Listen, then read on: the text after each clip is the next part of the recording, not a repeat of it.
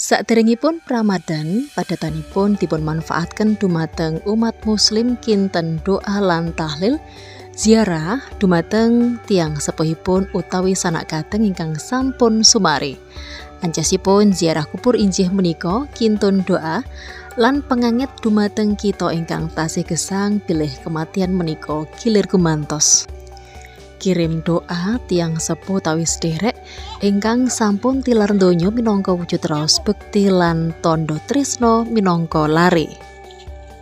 Abu Hurairah Rasulullah Shallallahu Alaihi Wasallam ugi bersabda, "Berziarahlah kalian ke kuburan karena sesungguhnya hal itu dapat mengingatkan kalian kepada kehidupan di akhirat."